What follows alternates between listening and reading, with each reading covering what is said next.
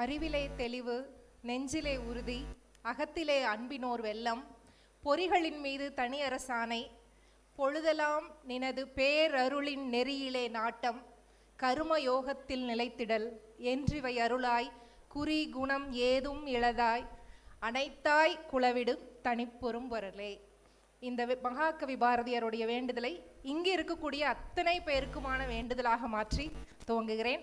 KSR Akshara பள்ளி குழுமத்தை சேர்ந்த அத்தனை பேருக்கும் வணக்கம். ரொம்ப மகிழ்ச்சியாக இருக்குது. ஒரு பாரம்பரியமிக்க பள்ளிக்கூடத்தில் வந்து பேசுகிறதுக்கான ஒரு வாய்ப்பு. ரொம்ப நன்றி மேம். கதை சொல்லல் குறித்து அதற்கு ஒரு அகாடமியெல்லாம் வச்சு இன்விடேஷனில் பார்க்கும்போது பேரண்ட்ஸ்க்கு ஒரு டவுட் வந்திருக்கும். யார் இவங்க, எதுக்கு கதை சொல்கிறதுக்கு ஒரு அகாடமி, எப்படி புதுசாக ஒரு அமுதா மேம் வந்து ஒருத்தங்களை இன்வைட் பண்ணியிருக்காங்க அப்படின்னு ஒரு டவுட் வந்திருக்கும். ஒரு 15 மினிட்ஸ் நான் பேசுகிற முடிக்கும் பொழுது அந்த டவுட்ஸில் 1-2 உங்களுக்கு கிளியராக இருக்கும் அப்படின்னு நினைக்கிறேன். ஏன் ஸ்டோரி டெல்லிங் முக்கியம் அப்படிங்கிறது. கொஞ்சம் 2-3 மாதங்களுக்கு முன்னாடி நான் ஒரு கல்லூரிக்கு போயிருந்தேன். அங்கே ஒரு பயிற்சி வகுப்புக்காக போயிருந்தேன் மாணவர்களுக்கு. பயிற்சி வகுப்புக்கு முன்னாடியே ஒரு 3 மாணவர்களை அவங்க அழைச்சிட்டு வந்து அந்த மாணவர்களை பற்றி அந்த ப்ரொஃபஸர் என்கிட்ட பேசிகிட்டு இருந்தாங்க. 3 மாணவர்களுமே வந்து கொஞ்சம் ஸ்ட்ரெஸ்ஸில் இருக்காங்க, டிப்ரெஷனில் இருக்காங்க அப்படிங்கிற மாதிரி சொன்னாங்க. அப்போ நான் என்ன சொன்னேன், ஸ்ட்ரெஸ்ஸு டிப்ரெஷனுங்கிறது இப்போ சாதாரணமாக டே டு டே லைஃப்பில் நம்ம எல்லாருமே பேசிக்கிற ஒரு வார்த்தையாக இருக்குது.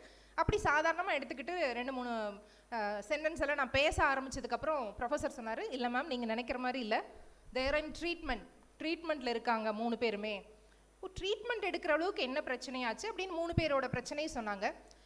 அதுக்கப்புறம் பயிற்சிக்கு நாங்கள் போனோம். அந்த பயிற்சியில் அந்த 3 குழந்தைங்களும் ஸ்டூடெண்ட்ஸும் இருந்தாங்க. அதில் ஒரு குழந்தையுடைய சின்ன சம்பவத்தை மட்டும் நான் சொல்கிறேன். வேறு ஒரு பெரிய நகரத்தில் படிக்க போயிருக்கு அந்த பொண்ணு, படிச்சுட்ருக்கு. வீடு இதெல்லாம் சொந்த இடம்லாம் கிராமத்தில், அப்பா அம்மா எல்லோரும் இருக்கிறாங்க. ஒரு முறை வந்து அந்த பொண்ணு சினிமாவுக்கு போயிருக்கு ஃப்ரெண்ட்ஸோட, வீட்டில் சொல்லலை. திடீர்னு அந்த அப்பா வந்து அங்கே வந்துட்டார் காலேஜுக்கு. காலேஜில் வந்து பார்க்கும்போது ஹாஸ்டலில் காலேஜில் பொண்ணு இல்லை, வேறு ஏதோ வேலையாக அவர் போயிருக்காரு. காலேஜில் வந்து பார்க்கும்போது பொண்ணு இல்லை அப்படின்னோடனே அப்பா கால் பண்ணியிருக்கிறாரு. கால் பண்ணும்போது இந்த பொண்ணு தேட்டரில் இருந்திருக்கு. கட் பண்ணி விட்டுருக்கு 2-3 தடவை. கட் பண்ணி விட்டதுக்கப்புறம் மெசேஜ் ஃப்ரெண்டுக்கிட்ட இருந்தே, உங்கள் அப்பா வந்திருக்காருங்க அப்படின்னு சொல்லிட்டு. அப்படியே இந்த பொண்ணுக்கு தூக்கி வாரி போட்டுருச்சு. இப்போ என்ன பண்ணுறதுன்னு தெரியல, நம்ம தேட்டரில் இருக்கோம், அப்பா காலேஜுக்கு வந்து நம்ம இல்லைன்னு தெரிஞ்சோன்னா எவ்வளோ பெரிய பிரச்சனையாகும் அப்படின்னு ரொம்ப சிந்திச்சு இந்த பொண்ணு தேட்டர்லேருந்து வெளியில் போய் கூட இருந்த ஃப்ரெண்ட்ஸ் கிட்டலாம் நான் கிளம்புறேன்னு சொல்லிட்டு போயிட்டேன். அவங்களும் என்ன நினச்சிட்டாங்க, இவ காலேஜ் தான் போகிறேன்னு நினச்சிட்டு. இவ பயந்துட்டு என்ன பண்ணா, அங்கேருந்து கிட்டத்தட்ட 20 கிலோமீட்டர்ஸ் அவ்வளோ பெரிய சிட்டியில் கிராஸ் பண்ணி அவங்க அண்ணனுடைய ஃப்ரெண்டு அங்கே இருக்காங்க, ஏதாவது எமர்ஜென்சினா அவங்கள காண்டாக்ட் பண்ணுங்கன்னு ஃபேமிலியில் கொண்டு வந்து விட்டுருந்தாங்க சொல்லும் போது. அந்த அவங்களோட ஆஃபீஸ்க்கு போயிடுச்சு. அண்ணா அப்படின்னு சொல்லிட்டு, என்ன நீ இங்கே வந்திருக்க, உங்கள் அண்ணனுக்கு கால் பண்ணுறேன்னு சொல்லிட்டு அந்த பையன் காலையில் நான் அண்ணாட்ட மட்டும் சொல்லிடாதீங்க, எனக்கு ஒரு பிரச்சனை அப்படின்னு சொல்லிட்டு சொல்லுது. அண்ணாட்டையோ அப்பாட்டையோ பேச விடலை. கிட்டத்தட்ட இதெல்லாம் ஒரு 3 மணி நேரம் நடக்கிறதுக்குள்ள இந்த பெண்ணை காணோம் அப்படின்னு போலீஸில் இருந்து எல்லா பக்கமும் பிரச்சனைகளாகி அப்புறம் செல்ஃபோன் எங்கே ஆஃப் ஆகிருக்குன்னு பார்த்து அந்த ஆஃபீஸ்க்கு போலீஸ் வருது. அப்பா எல்லாரும் அங்கே வர்றாங்க. இப்போ அந்த பையனுக்கு இதுக்கு சம்மந்தமே இல்லை, அந்த ஆஃபீஸில் இருந்த பையனும் சேர்த்து இதில் பிரச்சனையாகி இந்த மனச்சிதைவில் அப்பா அம்மாவை அவமானப்படுத்திட்டோம், தப்பு பண்ணிட்டோங்கிற கில்ட்டு, ப்ரொஃபஸர்ஸ் காலேஜுக்கு கெட்ட பேர் வாங்கி கொடுத்துட்டோம், அண்ணாவோட ஃப்ரெண்டுக்கும் கெட்ட பேர் வாங்கி கொடுத்துட்டோங்கிற ஒரு கில்ட்டில் இந்த பொண்ணு மனச்சிதைவுக்கு ஆளாகி டிப்ரெஷனில் காலேஜ் போகாமல் ரொம்ப பிரச்சனையாகி அதுக்கப்புறம் ஒரு ட்ரீட்மெண்ட்டில் மெதுவாக இப்போ தான் காலேஜ் வர ஆரம்பிக்கிறாங்கிறது தான் அந்த சம்பவம்.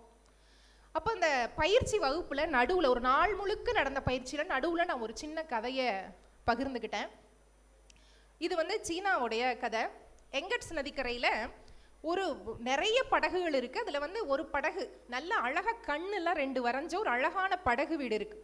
அந்த படகு வீட்டில் ஒரு வாத்து குஞ்சு இருக்குது. அந்த வாத்து குஞ்சுக்கு அம்மா, அப்பா, அண்ணன் 3, அக்கா 4, அத்தை 6, 7 மாமா, 42 கசின்ஸ் அப்படின்னு சொல்லிட்டு ஒரு 68 பேர் அந்த படகு வீட்டில் வாழ்கிறாங்க.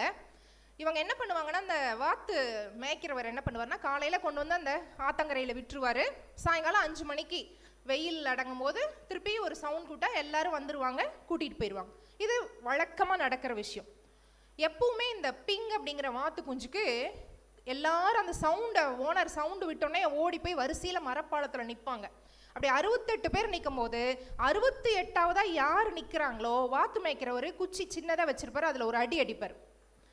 இப்போ இந்த பிங்க் வாத்து குஞ்சுக்கு எப்பவுமே அந்த அடியை வாங்கக்கூடாது. முதல்ல போயிடணும், நடுவில் போயிடணும், அட்லீஸ்ட் கடைசிக்கு முன்னாடியாவது போயிடணும், கடைசிக்கு போகக்கூடாது அப்படின்னு கவனமாக அடியே வாங்கக்கூடாதுன்னு இருந்துச்சு. ஒரு நாள் அது ஒரு ஆரஞ்சு மீன் குஞ்சை பார்த்துக்கிட்டு அங்கேயும் இங்கேயும் விளையாண்டுக்கிட்டு இருக்கும்போது இந்த சத்தம் கடைசியாக தான் கேட்டுச்சு. ஓடி போய் நிற்க போகும்போது எல்லாரும் நின்றுட்டாங்க. இது கடைசி. இப்போ இது கடைசியாக போய் நின்னா என்ன கிடைக்கும்? அடி கிடைக்கும். அப்போ நிற்கலாமா வேண்டாமான்னு ஒரு கணம் யோசிச்ச அந்த வாத்து குஞ்சு என்ன பண்ணுச்சு, பின்னாடி வந்து ஒரு புதருக்குள்ளே ஒளிஞ்சுக்கிச்சு. இப்போ அந்த வண்டி போயிருச்சு அவங்களையெல்லாம் ஏற்றிட்டு. ஏன்னா அடி வாங்கக்கூடாது அப்படிங்கிற ஒரே காரணம். தூங்கிருச்சு. காலையிலேருந்து எல்லாம் இறையெல்லாம் கிடச்சதுனால தூங்கிருச்சு. காலையில் எழுந்து பார்த்தா யாருமே இல்லை. தினம் ஒரு 68 பேர் கூட ஒரு கூட்டு குடும்பமாக இருந்த அந்த வாத்து குஞ்சுக்கு யாருமே இல்லாமல் தனியாக இருக்கிறது பயமாக இருந்துச்சு. எங்கே போகிறது? சரி, நம்மளுடைய படகை பார்த்து கண்டுபிடிச்சி போயிடலான்னா எல்லாமே படகா இருக்குது. பெரிய படகு, சின்ன படகு, வண்ண வண்ணமான படகுகள். ஆனால் நம்மளுடைய கண் வரைஞ்ச படகு எங்கே இருக்குது அப்படின்னு கண்டே பிடிக்க முடியல. சரி, தண்ணிக்குள்ளே இறங்கி தேடலான்னு இந்த வாத்து குஞ்சு தண்ணிக்குள்ளே இறங்கி தேடுது. ஒரு இடத்துல வலையில் சிக்கிடுது. அங்கிருந்து தப்பிச்சு பிடிச்சி இன்னும் போகும்பொழுது ஒரு படகுல நீர்க்காகங்களை வைத்து ஒருத்தர் வித்தகம் அமைச்சிட்டு அதுலேருந்து மீன் பிடிச்சி இது பண்ணிட்டு இருக்காரு. அந்த நீர்க்காகங்கள்ல இந்த வாத்து குஞ்சை சுத்திக்குது. அங்கிருந்து நீர் மூழ்கி வழியா உள்ள அப்படியே தப்பிச்சு பல இடங்கள்ல இது பண்ணி கடைசியில ஒரு தண்ணியில விளையாண்டு இருந்த ஒரு பையன் இதை பிடிச்சிடறான். பிடிச்சிட்டு படகுக்குள்ள கொண்டே போட்டுறான். போட்டோடனே அவங்க அம்மா அப்பாவுக்கு ஒரே சந்தோஷம். பரவாயில்லையே, இன்னைக்கு தான் நீ நீச்சல் கற்றுக்க போனால், இன்னைக்கு நீ வந்து ஒரு அழகான வாத்து குஞ்சை பிடிச்சிட்டு வந்துட்டு இன்னைக்கு வந்து சமைச்சிட வேண்டிதான் அப்பா சொல்கிறாரு. அம்மா சொல்கிறாங்க, இல்லை பிரியாணி சமைப்போம், வாத்து பிரியாணி நல்லா இருக்கும் அப்படின்னு. இந்த வாத்து குஞ்சுக்கு ஐயோ ஒரு அடிக்கு பயந்து வாத்து பிரியாணி ஆக போகிறோமா நம்ம அப்படின்னு யோசிச்சுட்டு இருக்கும்போது அந்த பையன் சொல்கிறான், இல்லை எதுவுமே பண்ணக்கூடாது, இது அப்படியே பத்திரமா வச்சுக்கலாம், நான் என்னை வளர்த்தணும், எனக்கு ஆசையாக இருக்குது, அழகாக இருக்குன்னு சொன்னோன்னே விட்டுறாங்க. ஒரு கூடையை வச்சு மூடி வச்சிடறாங்க. இப்போது இந்த வாத்து குஞ்சு கூடையில் மூடி இருக்கும் பொழுது வானம் தெரியல, தண்ணி தெரியல, யாருமே யாருடைய குரலும் கேட்கல, யாருமே இல்லாமல் இந்த இடத்துல வந்து மாட்டிக்கிட்டோமே, நீ அவ்வளோதான், ஒரு சூரிய ஒளி கீற்று சின்னதாக அந்த கூடை வெளியே வருது, அவ்வளோதான், இதை தவிர எந்த விதமான சொந்தமும் யாருமே கூட இல்லைன்னு அப்படியே நெஞ்செல்லாம் வலிக்குது. இது அவ்வளோதான், இனி நம்ம என்ன ஆக போகிறோம் அப்படின்னு நினைக்கும் போது திடீர்னு யாரோ வந்து கூடையை எடுக்கிறாங்க. இப்போ அதை தூக்குறாங்க. யாருன்னு பார்த்தா அந்த பையன்தான். ஐயோ என்ன பண்ண போகிறோனோ, இவனும் பிரியாணி பண்ணலான்னு முடிவு பண்ணிட்டான் போல இருக்கு அப்படின்னு வாத்து கொஞ்சம் பதறி அப்படியே நடுங்கும் பொழுது அவன் எடுத்து அப்படியே தண்ணிக்குள்ளே விடுறான். தண்ணிக்குள்ளே விட்ட உடனே என்ன பண்ணலாம் அப்படின்னு நினைக்கிறதுக்குள்ள அந்த வாத்து மேய்க்கிறவருடைய ஒரு சத்தம் எப்பவும் கொடுப்பாருல்ல, அந்த சத்தம் கேட்குது. இது போய் அந்த கூட்டத்தோடு சேரும் பொழுது இது 68வது வாத்து குஞ்சா மரப்பாலத்தில் நிற்கிது. இப்போ அடி விழுகுது. அந்த அடி வலிக்கலை, இனிக்குது. காரணம் என்னன்னா, இந்த கதையை சொல்லி முடிச்சதுக்கப்புறம் அந்த பொண்ணு எழுந்து வந்து என்னை கட்டி பிடிச்சி ஒரு முத்தம் கொடுத்தான், இந்த கல்லூரி மாணவி. காரணம் என்னன்னா, அப்பா அம்மா கண்டிப்பாங்க, அப்பா அம்மா திட்டுவாங்க, அடிப்பாங்க, ஏதோ ஒன்று பண்ணுவாங்க, நம்மளை சொல்லிடுவாங்கன்னு செஞ்ச தவற மறைக்கிறதுக்கு முயற்சி பண்ணதுக்கப்புறம் அந்த பொண்ணுக்கு பலவிதமான துன்பங்கள் இந்த வாத்து குஞ்சுக்கு நடந்த மாதிரியே தான். இப்போ இந்த சிங்கப்பெண்ணை பாட்டு எல்லா பெண்களுக்கும் பிடிக்கும். அதே மாதிரி ஆண்களுக்கு இந்த படையப்பால வர்ற பாட்டு, அந்த மாதிரி திரையில பெரிய மோட்டிவேஷனல் சாங்ஸ் எல்லாம் பார்த்தா நம்ம என்ன உணர்வோம்னா, நம்மளை அந்த கேரக்டரா வச்சு உணர்வோம். நம்ம இந்த மாதிரி ஆகணும், நம்மளோட வாய்ஸ், சில டைலாக்ஸ் கை தட்டுவோம், நான் நம்ம சொல்ல வேண்டியது அவங்க சொல்றாங்க அப்படின்னு. அப்படித்தான் கதை கேட்கும் பொழுது கதையில் வரக்கூடிய மாந்தர்களை தான் அந்த கேரக்டர் அப்படின்னு உணருவாங்க. ஆனால் விஷுவலாக அந்த காட்சி இல்லாமல் கற்பனையிலேயே அந்த காட்சி வளரும். இதற்காகத்தான் கதை சொல்லணும் அப்படிங்கிறது. எந்த விஷயத்தையும் இப்போ நேரடியாக நீ எல்லா விஷயத்தையும் அம்மா அப்பாட்ட ஷேர் பண்ணுக்கன்னு எல்லாமே சொல்லிடணும். எந்த தப்பு பண்ணாலும் எல்லாருமே சொல்கிறோம், ஆனால் சொல்லுவாங்களா? அப்போ மறைமுகமாக சில விஷயங்களை சொல்கிறதுக்கு தான் இந்த கதை. எப்படி தேனில் ஒரு மருந்தை கலைச்சு ஒரு வாழைப்பழத்துக்குள்ள ஒரு மாத்திரை வச்சு கொடுப்போமோ, அப்படிதான் கதைக்குள்ள நல்ல நல்ல விஷயங்களை, நல்ல நல்ல அறிவுரைகளை சுவாரஸ்யமாக இனிப்பாக்கி அவங்களுக்கு கொடுக்கணும் அப்படின்னு சொல்கிறது. இது வந்து குழந்தைங்க நம்ம பேச்சை கேட்கறதுக்கான ஒரு கதை அப்படிங்கன்னா, குழந்தைங்களுடைய பேச்சை நம்ம கேட்கணும் அப்படிங்கிறதும் ரொம்ப முக்கியமான ஒரு காலகட்டத்தில் நம்ம இருக்கோம். ஏன்னா இன்ஸ்டாகிராம் இல்லை எல்லா சோஷியல் மீடியா தான் நம்ம குழந்தைங்களையும் நம்மளையும் ஆக்கிரமிச்சுக்கிட்டு இருக்கு. இந்த மாதிரி காலகட்டத்தில் குழந்தைகளுக்கும் நமக்குமான ஒரு பாண்டிங் வந்து ரொம்ப அதிகப்படுத்த வேண்டியதாக இருக்குது. நிறைய உரையாட வேண்டியதாக இருக்குது. அப்படி உரையாடுறதுக்கு பொதுவான காரணங்கள் தேவையாக இருக்குது. இன்ஸ்டாகிராமை கையிலிருந்து வாங்குகிறோம், ஃபோனை மொபைலை கையிலிருந்து ஒரு கையிலிருந்து இப்படி வாங்குகிறோம் அப்படின்னா இன்னொரு கையில் அவங்களுக்கு ஒரு விளையாட்டு, ஒரு மலையேற்றம், ஒரு பறவைகளை பார்க்கறது, ஒரு பீச்சுக்கு கூட்டிகிட்டு போகிறது, என்னென்ன மாதிரி நல்ல சுவாரஸ்யமான பொழுதுபோக்குகள் இருக்குதோ அதுக்கெல்லாம் நம்ம தயாராக இருக்கிறோம். ஒரு இன்ஸ்டாகிராமை வாங்கிட்டு ஒரு புத்தகத்தை கொடுக்கறதுக்கு பெற்றோர்கள் தயாராக இருக்கணும். எப்பவுமே ஒரு செடிக்கு வேருக்கு தான் தண்ணி ஊற்றுவாங்க, வேரில் தான் உரம் வைப்பாங்க. வேரும் அந்த மண்ணும் செழிப்பாக இருக்கும் பொழுது இலை, அரும்பு, பூ, காய், கனி எல்லாமே செழிப்பாக இருக்கும். இலை, அரும்பு, பூ, காய், கனி நம்ம குழந்தைங்க, நம்ம தான் வேர்கள். அப்போ நம்மளுடைய உடலும் மனமும் நம்ம ஆரோக்கியமாக வச்சுக்கிட்டு நம்ம என்ன மாதிரி பாதையில் போகணும் அப்படின்னு நினைக்கிறோமோ அந்த மாதிரி வாழ்ந்து காட்டும் போது குழந்தைங்களும் அதே பாதையில் வருவாங்க.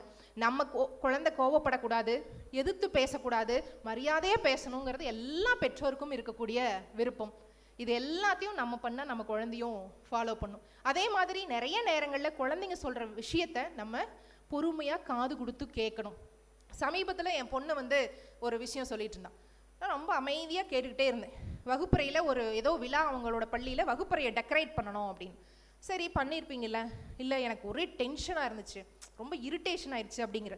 இதை சொல்ல கேட்டோன்னு நம்மளாம் என்ன சொல்லுவோம், இந்த வயசில் உனக்கு என்ன டென்ஷன், உனக்கு என்ன இரிட்டேஷன் அப்படின்னு ஒரு ஜட்ஜ்மெண்ட்டோட இது பண்ணும்போது அந்த சொல்கிறது அப்படி நின்றும். ஓ அப்படியா, டென்ஷன் ஆயிடுச்சு, என்ன ஆச்சு அப்படின்னு சொல்லும் போது, இல்லை நான் இந்த டிசைன் வரையலான்னு சொன்னேன், இந்த கலர் ஒட்டலான்னு சொன்னேன், இந்த மாதிரியான ட்ராயிங் பண்ணலான்னு சொன்னேன், அவன் அப்படி சொல்லிட்டான், அவன் அப்படி சொல்லிட்டான்னு நண்பர்கள் பேரை பட்டியலிட்டு எனக்கு ரொம்ப கோபம் ஆயிடுச்சு அப்படின்னோடனே நான் ஒன்று கேட்டுக்கிட்டே இருந்து பொறுமையாக எல்லாமே சொல்லி முடிச்சதுக்கப்புறம் சரி விட்டு இன்னொரு தடவை நம்ம பண்ணிக்கலாம் அப்படின்னு 2-3 ஆப்ஷன்லாம் சொன்னேன். அந்த தீர்வுக்காக குழந்தை நம்மக்கிட்ட சொல்கிறதே இல்லை, ஷேர் பண்ணணும். அந்த எமோஷன், எனக்கு கோபமாக இருக்குது, எனக்கு டென்ஷனாக இருக்குது, எனக்கு இந்த எரிச்சலாக இருக்குதுங்கிற ஏன்னா அவங்களுக்கு எல்லாமே இருக்குது. நமக்கு எப்படி உணர்வுகள் இருக்கோ அவங்க வயசுலையும் உயரத்துலையும் தான் குட்டியே தவிர குட்டி மனுஷங்க தான் அவங்க நம்மக்கிட்ட இருக்கிற எல்லா எமோஷனும் அவங்களுக்கு இருக்குது. அவங்க எமோஷன் ஷேர் பண்ணுறதுக்கு ஜட்ஜ்மெண்ட் இல்லாமல் கேட்கணும். நம்ம உடனே நீ ஏன் இப்படி சொல்கிற, நீ ஃப்ரெண்ட்லியாக இருக்கணும், யார் கூடயும் சண்டை போடக்கூடாது, எதுவுமே சொல்ல வேண்டாம். அவங்க ஃப்ரெண்ட்லியாக இருப்பாங்க, சண்டை போட எல்லாம் இருப்பாங்க, அந்த விஷயத்தை ஷேர் பண்ணுறாங்க, அவ்வளோதான். இப்படி பல்வேறு கேட்கக்கூடிய காது, சொல்லக்கூடிய வாய், இது ரெண்டுமே இருக்கும் பொழுது பெற்றோர்கள் கூட குழந்தைங்களுக்கு கூட ஒரு நல்ல பாண்டிங் இருக்கும் அப்படின்னு நினைக்கிறேன். இந்த பாண்டிங் தான் மிகப்பெரிய நாளைக்கு 25 வயசுலையும் 35 வயசுலையும் அவங்க எப்படி இருக்கணுங்கிறத இன்னைக்கு நீங்கள் அவங்களுக்கு என்ன ஃபீட் கொடுக்குறீங்க, என்ன டைம் கொடுக்குறீங்க, அரை மணி நேரம் அவங்க கூட இருந்தாலும் என்ன மாதிரி இருக்கீங்க. அரை மணி நேரம் உட்காந்து தனியாக விளையாடணும்னு இல்லை, நம்ம குக் பண்ணும் போதோ கார் ஓட்டும் போதோ என்ன வேலை செய்திருக்கும் போதோ அவங்களையும் நம்ம கூட சேர்த்திக்கணும்.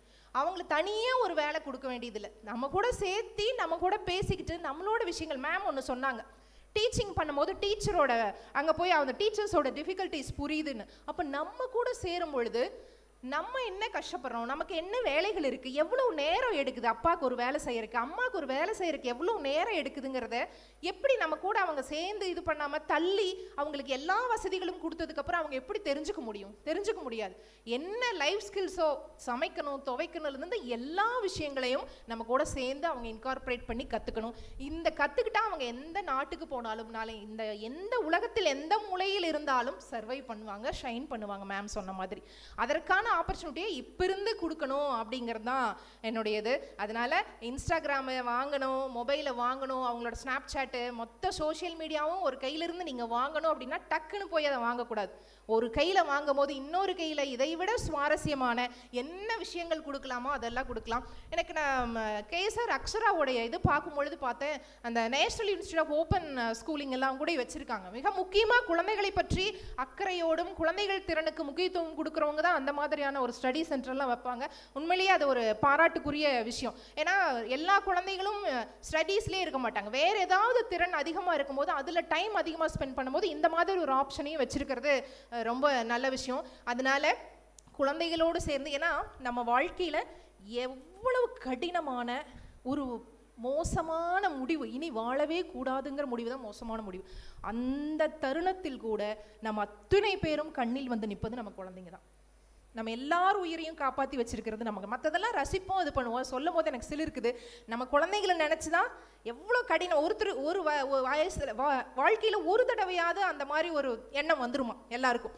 அந்த மாதிரி எண்ணத்தில் கூட நம்மளை தக்க வச்சிருக்கிறது நம்ம குழந்தைங்க தான். அதனால் அந்த பெருஞ்செல்வத்தை எப்படி ரசித்து அவங்களோட சேர்ந்து இயைந்து ரொம்ப அழகான உன்னதமான வாழ்க்கை ரசித்து வாழ என்னுடைய வாழ்த்துக்கள். நன்றி.